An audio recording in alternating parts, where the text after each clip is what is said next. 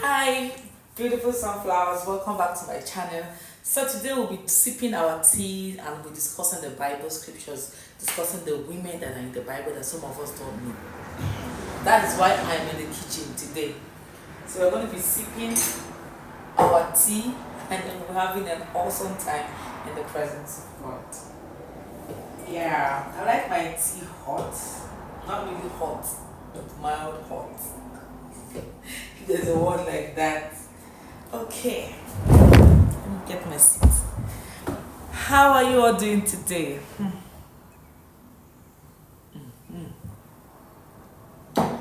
I brought my Bible with me because here we'll be reading the scriptures and discussing these women.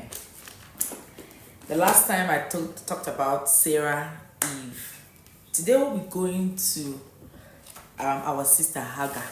Some of you know Hagar. For those ones who don't know who Hagar is the maid of Sarah. You know, when Sarah and her husband Abraham, they traveled to another land, they were looking for food because there was no food in their own land, so they had to go to another land. Because Sarah was so beautiful and Abraham feared for his life, he didn't want to die, he didn't want them to kill him, so he thought to himself, let him just lie. So him and Sarah, they lied. He told them that he's Sarah's brother, that Sarah is his sister. Like, who does that? But anyways, so he did that. When he got to when the king saw him, they welcomed him, gave him a lot of things, gave him slaves, servants, and they just make him to feel at home because of his sister, apparently his wife, Sarah. She's beautiful. So the king took Sarah to his court. Now, I don't know if the king actually slept with Sarah. Me, I don't know that part of the story. But what we do know that when the king slept, the Lord came to him in a dream and told him he should not touch that. He should not touch Sarah. That Sarah is the wife of Abraham. And immediately the king woke up, he called Abraham and Sarah and said, please take your properties. Abraham, take your wife and go. Why did you lie? And with that, he gave Abraham a lot of gifts, food, packages, including slaves. So Hagar was part of the slaves, the Egyptian slaves that was given to Sarah. And the name Hagar means fugitive or immigrant. So how did Hagar come into play in the Bible? What happened was that when Sarah was waiting upon the Lord for a child, she thought to herself, why not Abraham sleep with her maid? That maybe that is where God wants to bless them. But little did she know that God's plan and the plan of men are way different. So Abraham agreed to sleep with Hagar, and which he did, and Hagar got pregnant and had a child. When Hagar was pregnant, it looks as if she was rubbing the whole thing in the face of Sarah. And you know Sarah, she's beautiful, but she's not a dummy. You know what I mean? She's beautiful, but she's not a dummy. Anyways, so Hagar stayed with Sarah.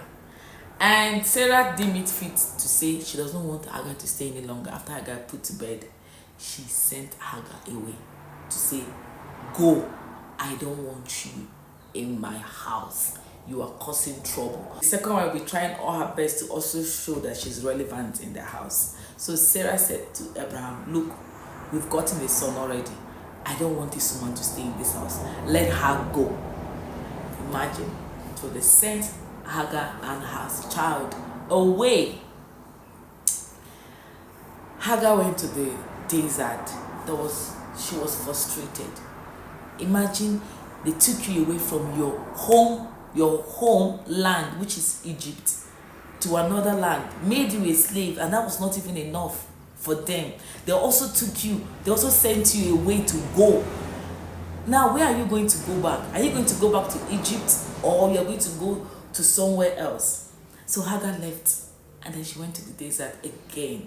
This time around, there was no food, no water, and the child was crying because she didn't want to see her child die in her eyes.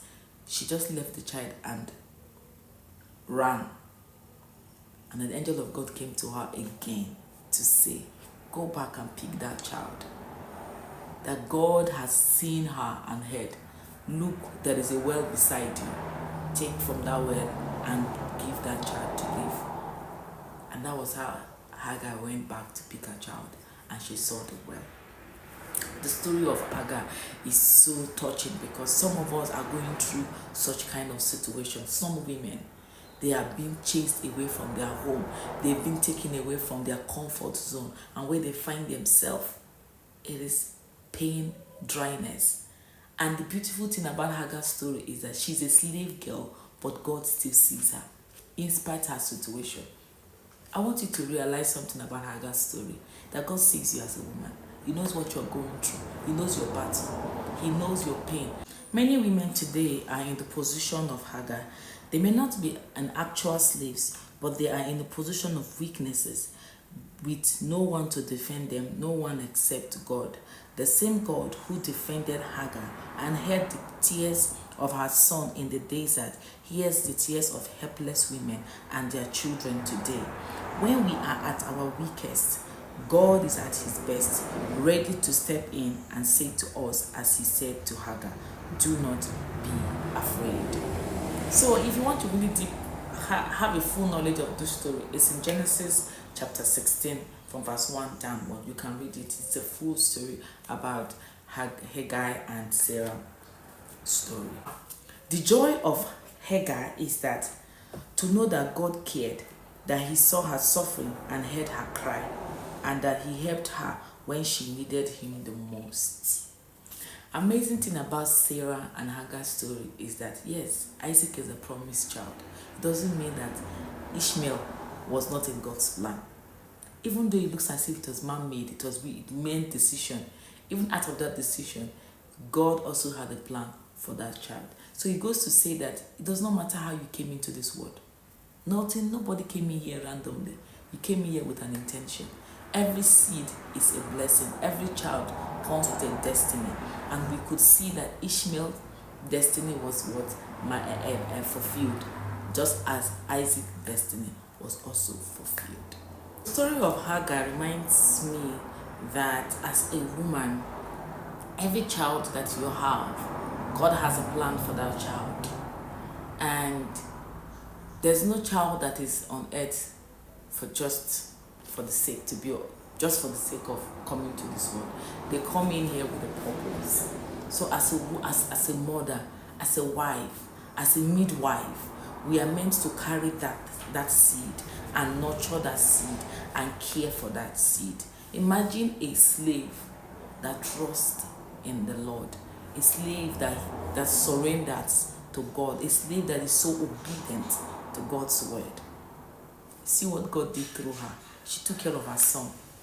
God sees her. God heard her cry, and God changed her story. So as mothers, let's know that we are the seed bearer. We are the carrier of destiny.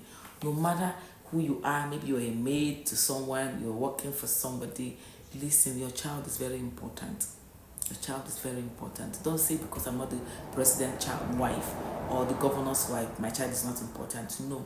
Your child, your seed is important, and how you nurture that seed is very, very, very important. See you in our next episode where we discuss more about the women in the Bible. Tell me what you have learned in the comment section. Bye.